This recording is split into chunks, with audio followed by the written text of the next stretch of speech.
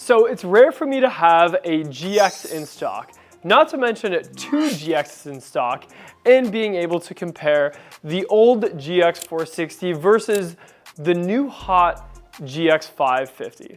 I'm Justin Mason from Performance Lexus in St. Catharines, and today I'm gonna do an in-depth comparison on the new GX versus the old GX. But before I get into it, make sure you hit like and subscribe for more Lexus related content.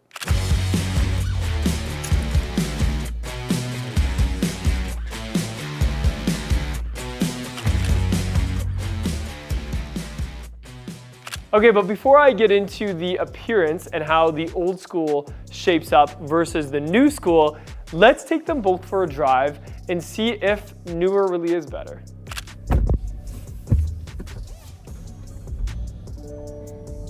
Okay, so far very smooth. Now this is my first actual driving experience in the GX. I did that on purpose so that today could be the most candid experience or reaction to the new GX. I have sat in it and I have been a passenger. I just haven't driven it myself. So this will be sort of, a first look for me, which I'm really excited about. Before I start driving, I have to get my sunglasses on because we're gonna be driving into the sun a little bit. Shout out to Natalie for hooking me up with these sunglasses. Really appreciate that. And let's go, we'll get right to it. So the one that we're driving today is a luxury package. So it's not the Overtrail, it's not the base model, it's nicely equipped. And already we're not even out of the parking lot yet, and I have a couple things I gotta say. So one of them is the hood lines. Hood lines are really important to me. I like to see the hood. It's like one of the reasons I like things like, the G-Wagon or some of the Jeeps that have decorations on the hood that you can see. And there's these two really big vision lines. And actually I can see almost the whole hood right now, which is really nice. And also the dashboard being small is a really nice part of the experience.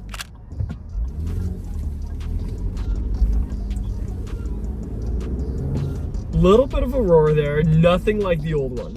The old GX, when you started up, a selling feature that salespeople were actually trained on was the roar that it gave you when you first started it up. This one, the roar is very different. But it's still there. There's still a little roar, I guess.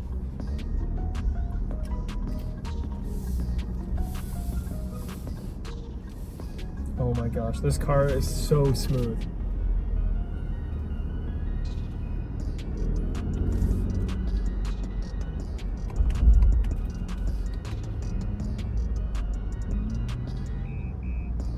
Okay, so I just downshifted using the paddles a few times. It did take a second to actually go through those gears. Like, I hit it twice, it went to second gear, and then went to first gear. Like, there was a bit of it held for a bit, but I'm sure that's on purpose. It's not a Porsche 911. It's not gonna just smash into those gears. Let's get on the highway. Oh my God, it already feels so good. I even said as I was prepping for this video that this might be a video that costs me money because I'm gonna want to buy one. And that's the thing with some of the other vehicles in this class that Lexus has had before. Like, to me, the LX, especially the last generation LX, the previous generation LX I should say, felt really big. And even the previous generation GX to me felt really big, and this feels really manageable. Even though it is big, it's just it feels good when you actually have to move it around. Just gonna accelerate into the corner here. The suspension is all redone, so it should be the best ride in a GX that I've ever had, which so far it is. I'm just gonna punch it on the highway. We're gonna get up to highway speeds, and it's actually a little bit of a corner, so we'll see how that goes. Oh my God, it handles so good on that corner. And punch.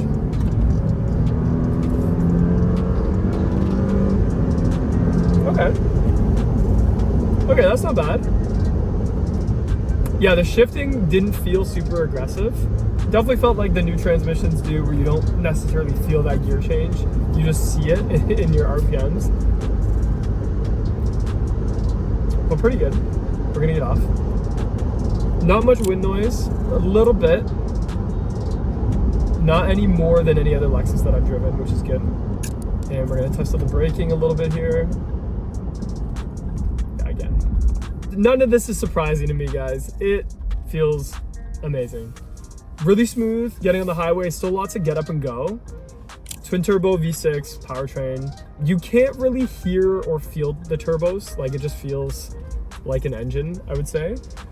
The more I look at the dashboard, the more I like it because it's just so compact. I did just notice, so it has heads-up display, but it doesn't have the new buttons, like the soft touch buttons or the intelligent buttons. These are just regular steering wheel controls. So it could be, maybe that's some feedback from people, I'm not sure.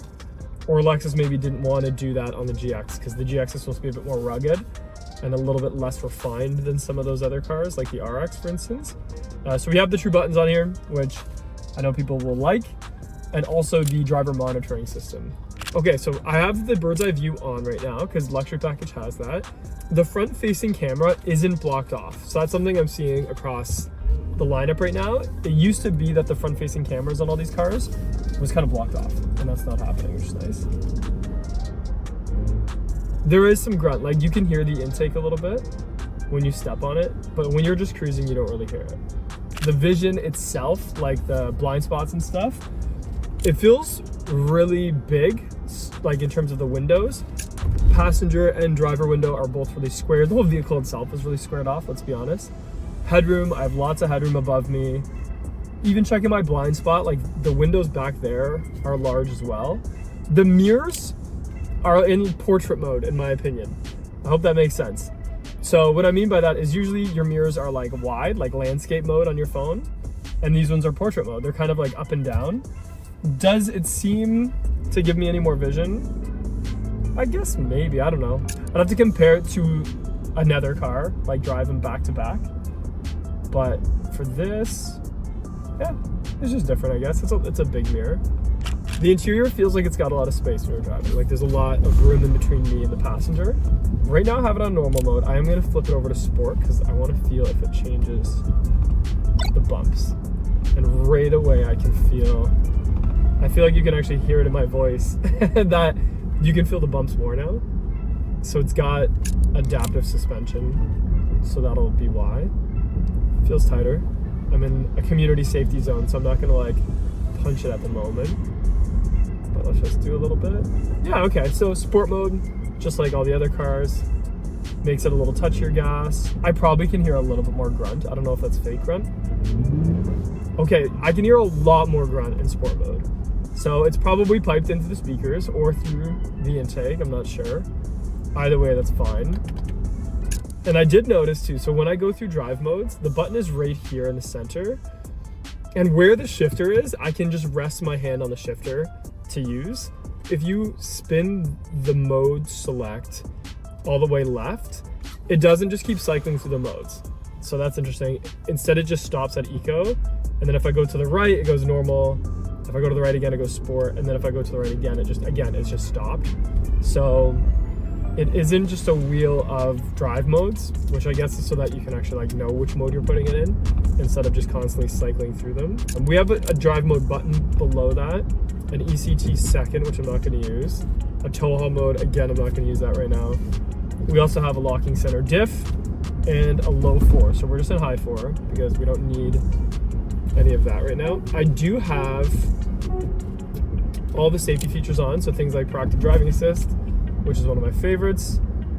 And also, a little surprise for everybody, mainly just a surprise for me. In the screen, if I go to seat controls, I have massaging seats. So I'm gonna put it on centripetal or centrifugal, let's see. I'm gonna do centrifugal. And now, I'm getting a massage right now. And it feels really good. It's probably up there with like the LS 500 and the massage that those seats give.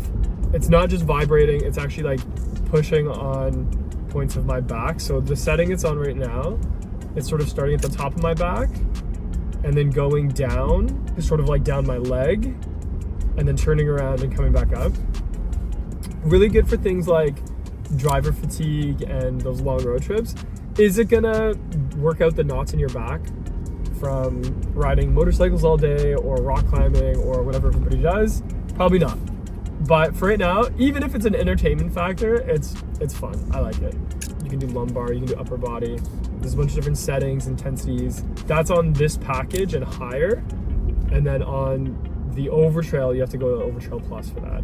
And it does both front seats. The heads-up display is really good. It has, right now it's telling me the speed limit because it has the sign assist. It's showing me my speed, which is the speed limit. Almost got caught there. Radar cruise control, what gear I'm in. It shows the lane departure. It's really clear. It's just above the hood. This is a truck that you could drive in the city or in the country or off-road from what I'm experiencing right now. I do wish there was a comfort setting for the suspension to really make it that sloppy, soft ride. I don't know if the other packages have that because I haven't seen them yet. Overall, I mean, it's still pretty smooth. Honestly, it doesn't feel very truck-like, which is, I mean that in a good way. I don't mean that in like a bad way at all. Seating position, it is very upright, which I find, and that's nice. It also has an armrest that doesn't slide, but it's placed in a good spot. The shifter is like the traditional, really comfortable, you can use your thumb to push it in shifter. Actually, one of our good Lexus guests, Adam, said his favorite feature was the shifter, which I thought was pretty cool. So he's gonna be buying one of these soon. Okay, so turning radius seems pretty good. I don't know if this is one of those traction controls where it's applying brakes to the inside tire. It doesn't have four-wheel steering, but the suspension is, like I said, updated. So that must mean the steering and suspension usually go hand in hand together. And you know what we're gonna do? We're just gonna go and do like a little bit of an acceleration from 0, and we'll kind of see how that looks. Okay, sunglasses off, sport mode. There is a boat moving beside me, so it looks like we're going backwards right now, but we're not. All the people on the boat are gonna watch the GX launch right now. Okay, 3, 2, 1. Ooh, there's that shift. Okay, sport mode, the shift is really, really good. And even better, we beat the boat in a drag race. That is the first time on this YouTube channel that I raced a boat in the canal. This is probably gonna be a new pastime of mine. Maybe I'll get some trophies made, something along that line. If he knew we were racing, he might have beat me, I don't know. But yeah, really happy with that transmission. Okay, so while we're getting to our destination, I did just notice it has the holy crap handles on the A-pillar as well as the roof. Now you're not gonna hold both at the same time, but maybe you are.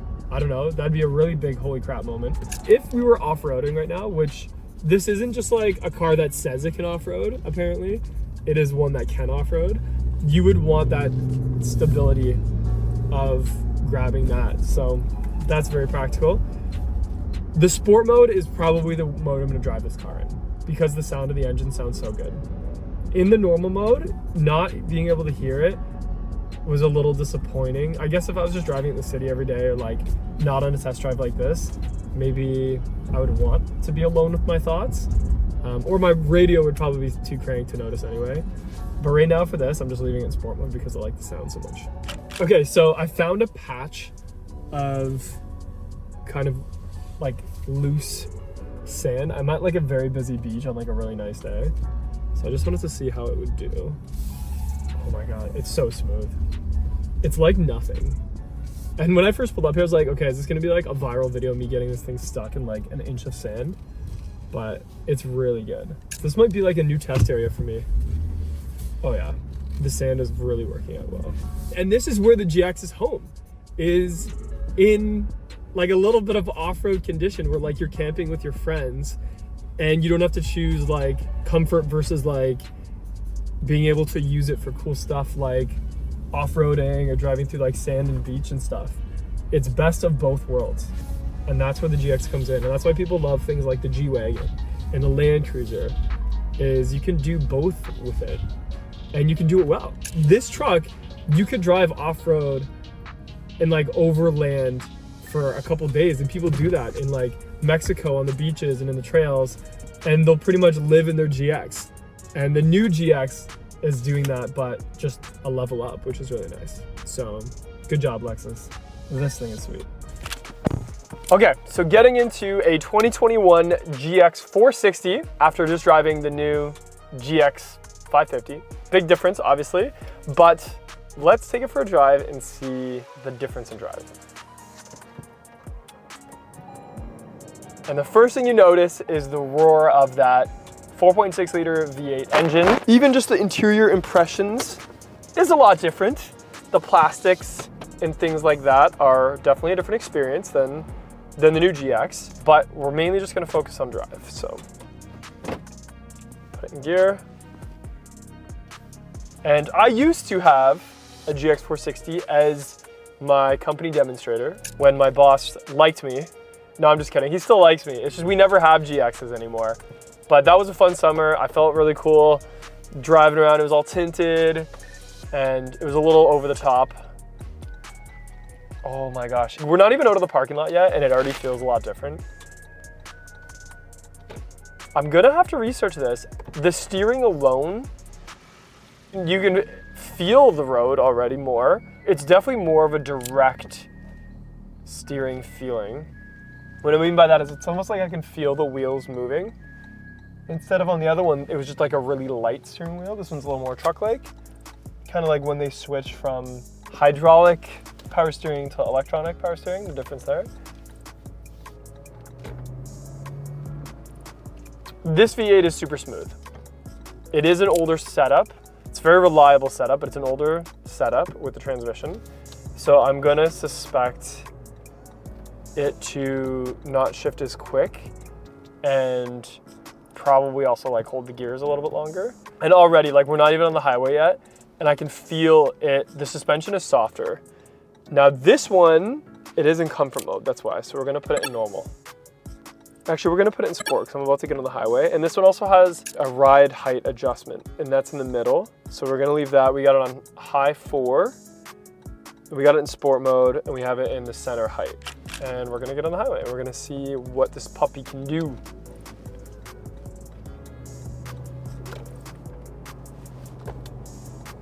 And I think the sport mode is just suspension. It doesn't do anything to the drivetrain. Where the other one, you could feel it shift differently. I think this one is just suspension.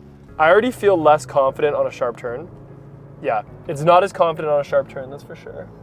So we're just gonna take it a little easy and we're gonna punch it. This is floored. Yeah, definitely way less power. Maybe it's the weight thing and the torque, but it feels a lot slower. Just gonna merge. Yeah, I don't know if it's the transmission or the engine that makes it feel so different, but there's just a hesitation there. It doesn't have those twin turbos spooling up like the last one. And on the highway, even though we're super smooth, like I'm on a cloud right now, and this is a pre-owned one, mind you, so it's not even brand new. The GX 550 that I just drove was brand new. And this is a really, really smooth ride. For road trips, stuff like that, this would still be just an absolute cloud to drive. Mind you, it's not as precise, I would say. That's the word to use. It's not as precise as the new one. It's a little soft, it's a little rocky, but still a very luxurious ride quality. The dashboard is bigger, it's a big bulbous dashboard with plastics and things like that. The armrest is placed really well and you can slide each side sort of independently. So I like to rest my hand on the shifter. I can do that. Okay, we're gonna do brake test. 3, 2, 1. You know what, really, really good brakes. I would say just as good as the other one. We'll do a little bit of a launch here. 3, 2, 1. From a dig. Ooh, that sound though. The sound of the V8 is great. That top end has like a little rasp to it. Like you can actually hear it in the intake and in the exhaust. That's really nice. No one will complain about that.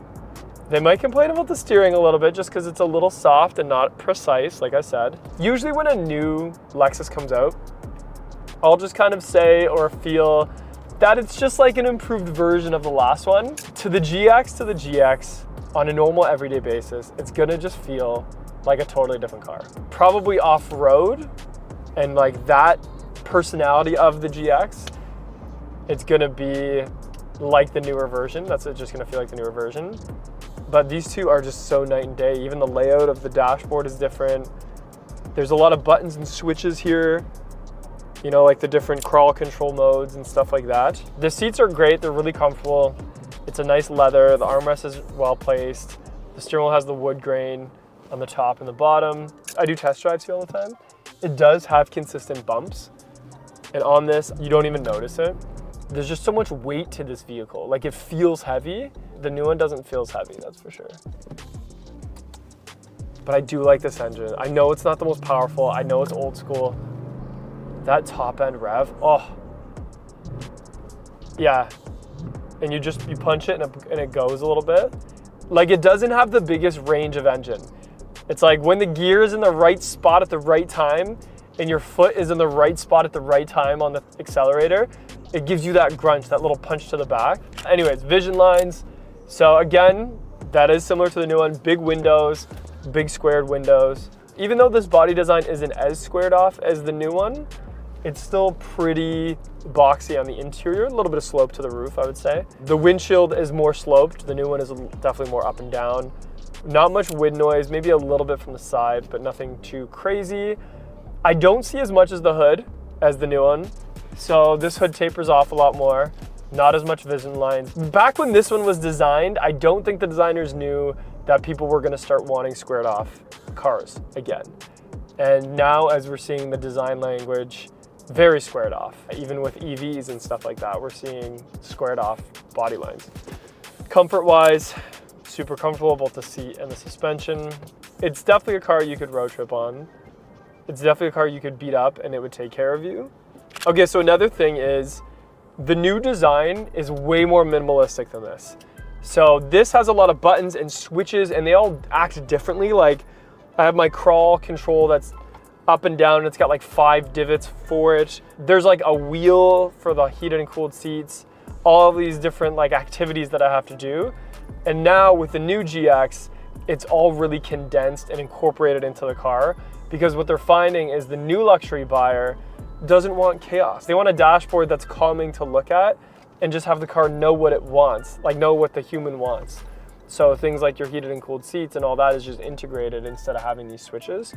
And even though I like switches and buttons and stuff because I'm a child at heart, they are a little plasticky and they actually do wear out a little bit.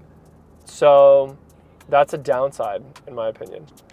Okay, so let's look at the styling features of the older GX460. So when this vehicle was redesigned, we saw a little bit bigger of that front end with that F-Sport style grille that has those little Lexus signatures sort of upside down, sideways, and all over the place. Because of this, it gave it that really big Lexus signature grille that has that chrome around it and that really recognizable shape. At the bottom, we have a little bit of a pearlized gray, and underneath that, some textured black. The bumper itself sort of protrudes outward, and even as I'm sitting here on an angle, the grille itself sort of protrudes forward. So it's almost like a little wedge design, and I'm sure some of that is for the aerodynamic part of it. Then we have the frosted daytime running light with the triple beam LED headlight. Believe it or not, when this came out in 2020, it was a really big modern refresh that made the car look a lot newer, even though underneath those bones, it was still the classic GX460. Then as we go up to that hood, it still stays with sort of that wedge design where everything sort of tapers outward from that front point. A couple little body lines, but nothing that you can really see from inside the vehicle. We do have headlight washers off to the side, and that sort of sprays this very block-like headlight assembly to get any mud or salt and sand and all that other stuff. From this angle, I can still see the grille from pretty far away when I'm looking at that quarter panel, because even when you're behind the vehicle, you can almost see it because of how much of a wedge it is.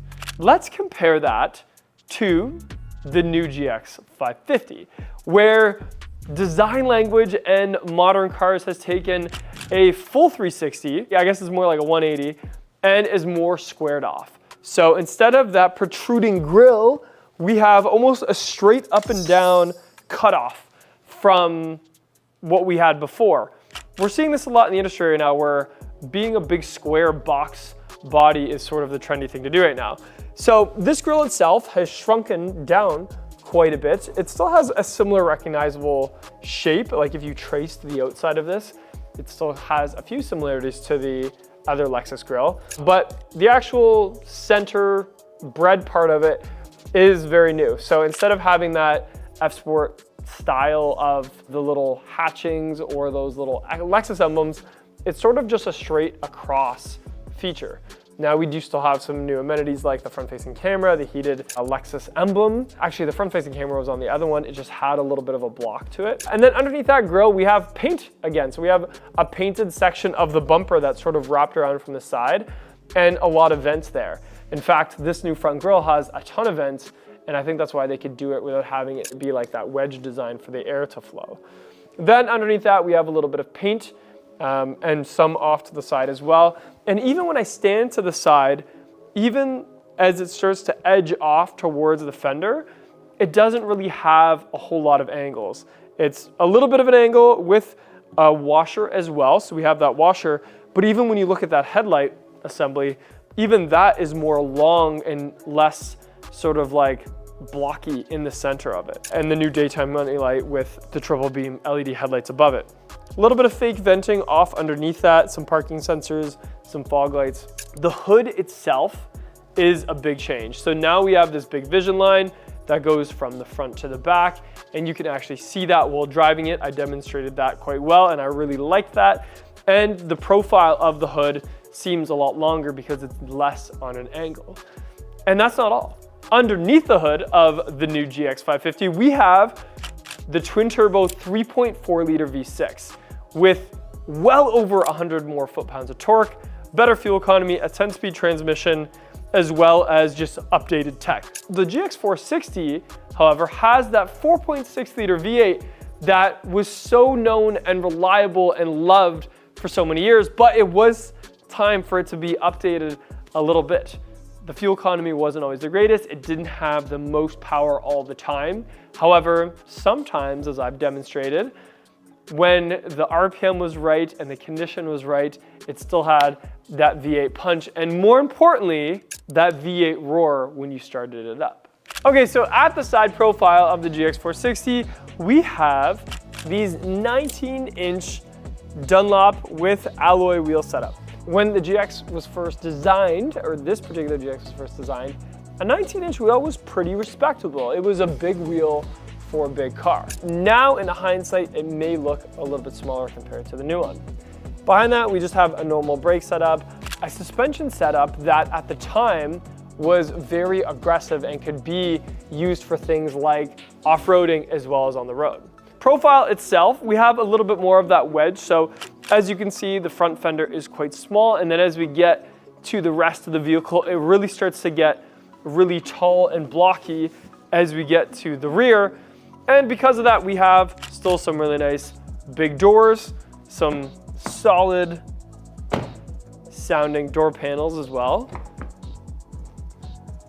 because it is a full body on frame construction. We have these running boards that to me were always a little in the way and not useful enough for me to use, but I have heard people that are a little bit shorter than me be able to use them every single time.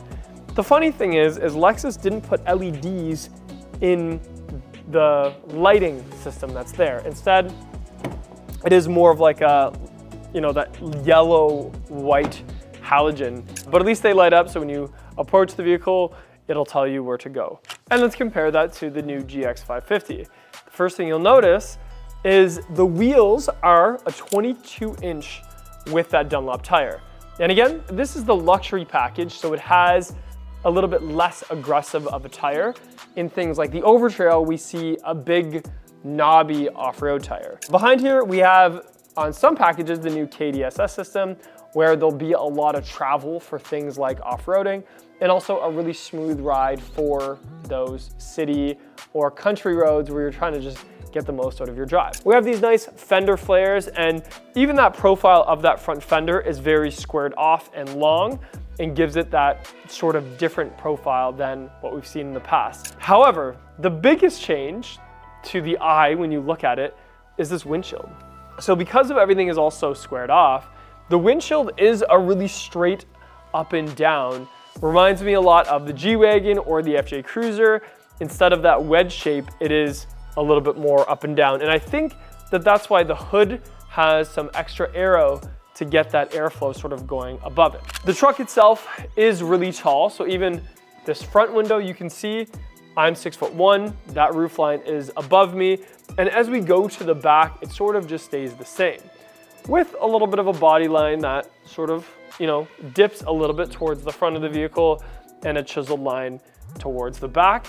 The doors themselves are super solid and heavy. In fact, it's rare that a newer vehicle has a heavier door than the previous model, and this GX definitely feels heavier than the previous one. The mirrors are kind of funny because it almost feels like I've put them from landscape mode to portrait mode, and that's a difference between the old one, is this GX has a vertical mirror.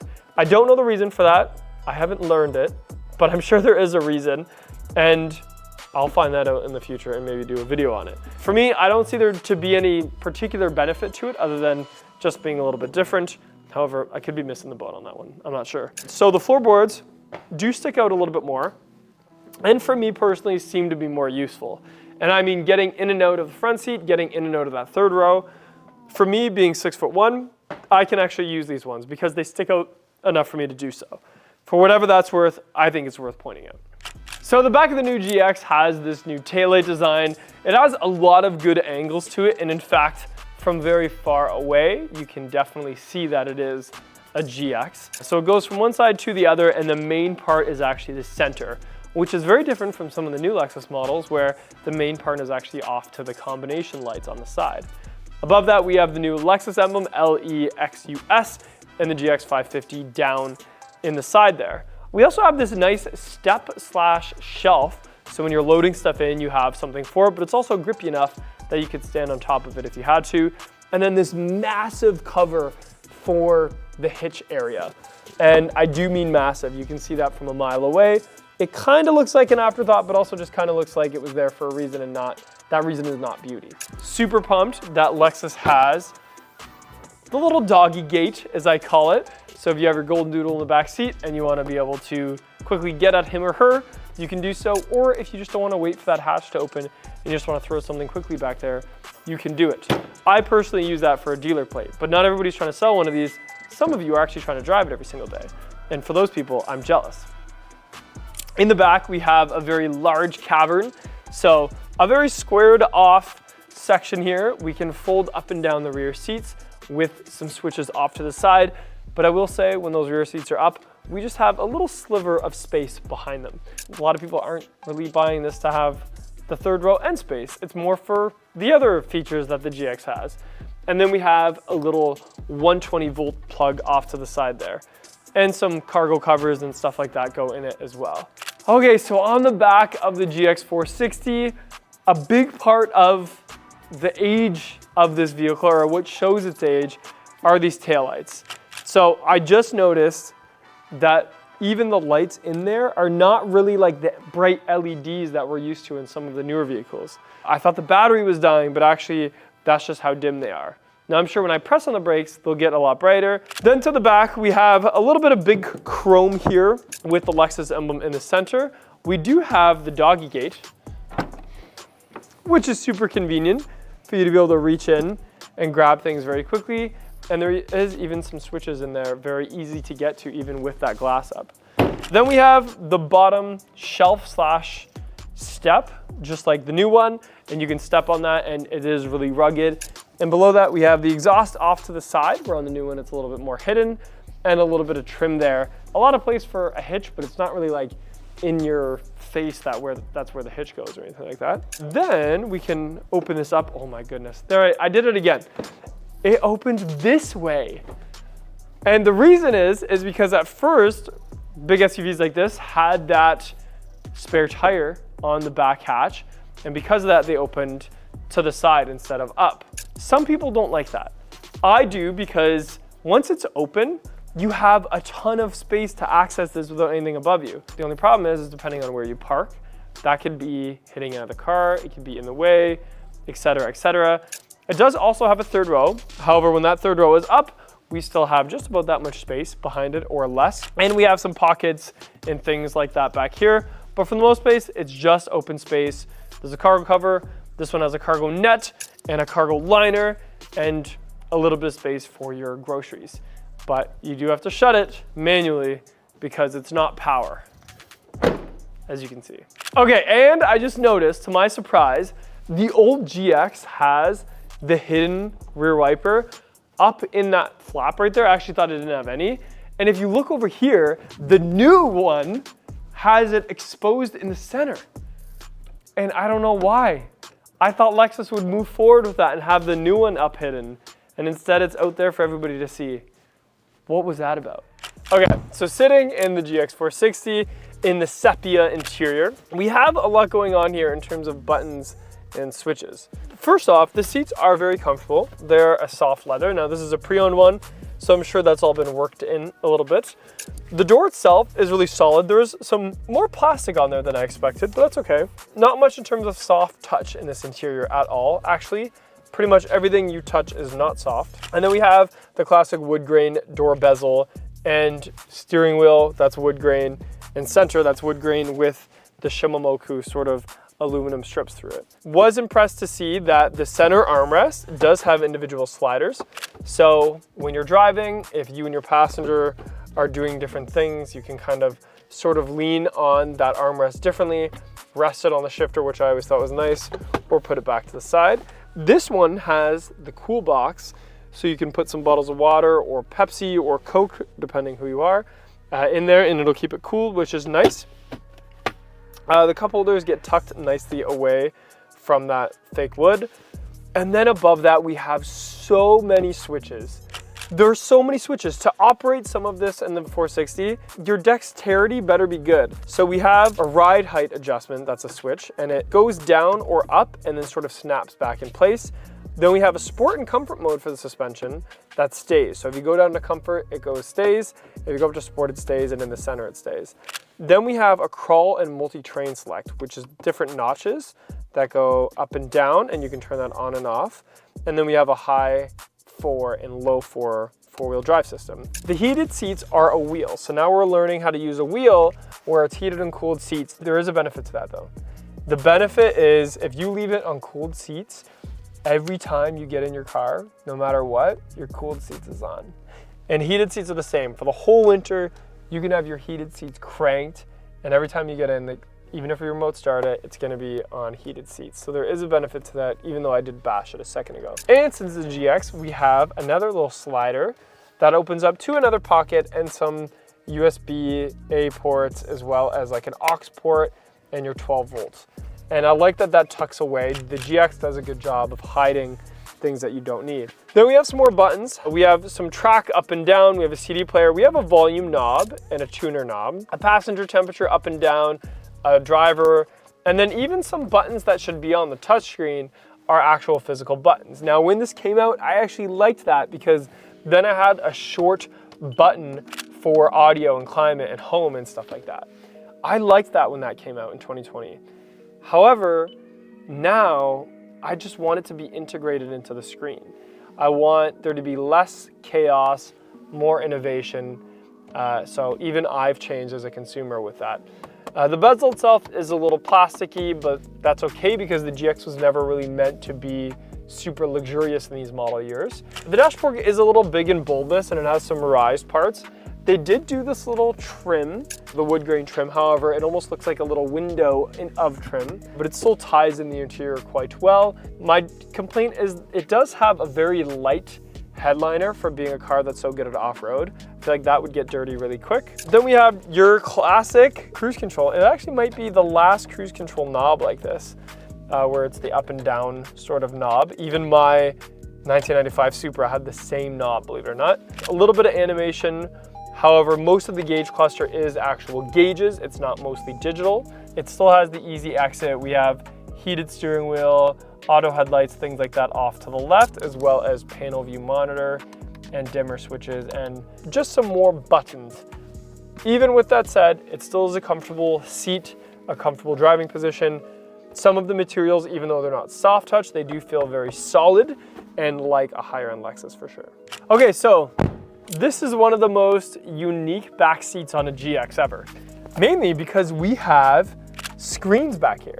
And not every GX had this. In fact, only certain years and certain packages. There also is a little holder for the remote back here, which is kind of cool. And it's a very Japanese luxury remote to control the screens, and that goes back in its holster. We also have holsters on the side for the headphones. So your passengers back here can have their little Lexus branded headphones. And again, this isn't that old of a vehicle to be using this little 420p screen or whatever it is at the time. Definitely, it's a lot easier just to have an iPad mounted to that and be able to have some more connectivity in HD. But at the time, this was a pretty cool thing and a pretty big flex to have to all your friends that yours had built-in screens on each back of each seat. We also have heated seats and climate control in the center here. Below that, we can open up a little trapdoor and have the volume and HDMI and video in and all these other things, as well as some USBs below that. In fact, 2 USBs that have a little bit of quick charging capabilities. I will say the map pockets remind me of true luxury back then, because you can even see some wrinkles in the leather and things like that. There's no curtains for the doors, but that's okay. We do have this armrest that comes down and opens up to some cup holders with a little flap here that keeps it stable. And pretty much that's the only amenities back here. Comfort-wise, super upright driving position. We have the holy crap handle on the B-pillar and the roof liner, as well as a really squared off window. So sitting in the GX 550, obviously technologically, we're gonna see some improvements here. But first and foremost, the actual layout is totally night and day different. And what I mean by that is the smaller dashboard really gives me that G-Wagon vibe. I've said it multiple times even when I was driving it, or the FJ Cruiser vibe where it's just smaller, it's simpler. There's not many switches and buttons that you have to learn. It's all integrated into the screen. There is this little shelf here that you can put things, but other than that, the dashboard is quite small. On this luxury package, we have a heads-up display with not the newest style intelligent buttons, but physical buttons on the steering wheel to be able to control that. Really easy to use. In the center, we have an armrest that lifts up. Some of them have a cool box. This one does not. We have a wireless charger beside that. And then this really cool sliding trap door to be able to cover up our cup holders. And I think that's really nice because just like the old GX, you can cover up things that you're not using and keep things looking clean and tidy. Then we have another trap door to get your classic, really old 12 volt, a little adapter. We have some USB-Cs above that. A nice shift knob that reminds me of the ES350 and the LS, where it's just solid. It's a nice sort of height to be able to rest as you drive. Electronic parking brake, where the last one didn't have that. High, low, and 4-low, a locking differential button, and then some drive mode selects here. Other than that, almost everything is integrated into the screen. Things like heated and cooled seats, massaging seats on these front ones in this capacity, in this package, and the massaging seats do a really great job, as you saw. We have the POV monitor button, and then off to the left, things like the button for the rear outlet, the power trunk, and then you could turn off the parking sensors. But other than that, there's not a whole lot going on up here. Yes, we have all the new safety things like, adaptive variable cruise control. We have the proactive driving assist. We have the lane change assist. We have the road sign assist. All of those things, of course, are into that screen. The materials themselves aren't over the top luxury. Like, they're not super soft touch. They are rugged, and there are aluminum and things like that. It's a black headliner. We have some buttons up top for things like SOS and the power sunroof. But for the most part, it's just a condensed, more calming interior that feels more spacious, and it isn't more spacious, in fact. It's wider, and also it doesn't feel as claustrophobic. The seating position is upright. I can see the hood, which I think is super amazing. And overall, an obvious upgrade from the previous one. Okay, so in the back seat of the GX 550, we do have some hater blockers, which is super important to me when I'm being chauffeured around. And those go up and down, and even in the spot where they don't cover on the glass, you do see some tint there as well, which is a really nice touch. The doors themselves are super solid, and Lexus did a good job of inserting some color into that panel. They didn't have to match the rest of the seats. I have decent space in front of me. I don't have any screens or anything like that, but I do have heated seats, and in some package cooled seats, some climate controls, USB-Cs, and an armrest that comes down with just some cup holders, nothing fancy, no flaps or anything like that. Overall, a really good, comfortable seat. The leather is very high quality. The vision lines are good. I wouldn't feel claustrophobic or anything in here. And there's really not much to write home about other than that. So both GXs did have third rows in certain packages. And it is interesting that to get into the back seat of both is a little bit different. So on the old GX460, you just sort of folded down that second row and then stepped over it.